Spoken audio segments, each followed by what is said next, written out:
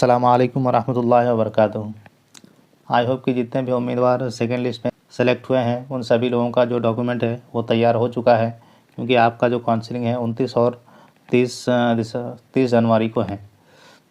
तो आज के इस वीडियो में मैं आपको एक इम्पॉर्टेंट इन्फॉर्मेशन देने जा रहा हूँ, और वो है कि आप जब आयोग के ऑफिस में जाएंगे, चाहे आपका 29 को काउंसलिंग है या फिर 30 को काउंसलिंग है, क्योंकि बहुत सारे हजरात का किसी का तो एडमिट कार्ड खो गया है, किसी का डॉक्यूमेंट में कुछ गलती है, कुछ लोग एनसीएल को लेकर प्रॉब्लम फेस कर रहे हैं। तो मैं उन सभी हजरात से दरख्वास्त करूंगा कि आप जब बीएसएससी ऑफिस जाएंगे तो वहाँ पे आपको बहुत तरह के दलाल टाइप के लोग मिलेंगे और आपको तरह तरह की बातें सुनाएंगे और आपको वहाँ फंसाने की कोशिश करेंगे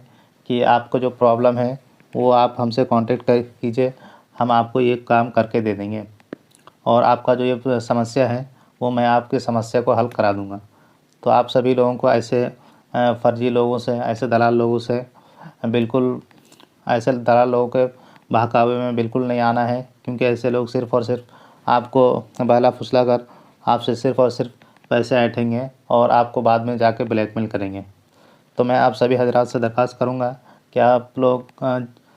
आयोग के ऑफिस में जाएंगे तो ऐसे लोगों से बिल्कुल सतर्क रहेंगे, और ऐसे लोग अगर आपको मिले तो ज़्यादा परेशान करें तो वहाँ पे जो भी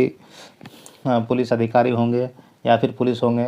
आप उनका शिकायत आप ज़रूर उनसे करें, क्योंकि ऐसे लोग सिर्फ़ और सिर्फ आपको बहला फुसला कर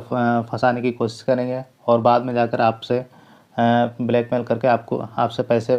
की उगाही करेंगे। आप लोगों को जो भी सहायता की ज़रूरत थी, मैंने जहाँ तक हो सका है वीडियो के माध्यम से उसको सॉल्व कराने की कोशिश की है, और मुझे नहीं लगता कि आप लोगों को बाकी अगर आपको कोई दिक्कत तो आप सभी लोग अभी उस चीज़ को दूर नहीं कर सकते हैं, क्योंकि आपके पास वो टाइम बिल्कुल बचा नहीं है। ऐसे दलाल और फर्जी लोगों से सावधान रहिएगा, क्योंकि वो आपके साथ धोखाधड़ी कर सकते हैं, इसीलिए आप ऐसे लोगों से सावधान ज़रूर रहिएगा। अस्सलाम वालेकुम वरहमतुल्लाहि वबरकातुहू।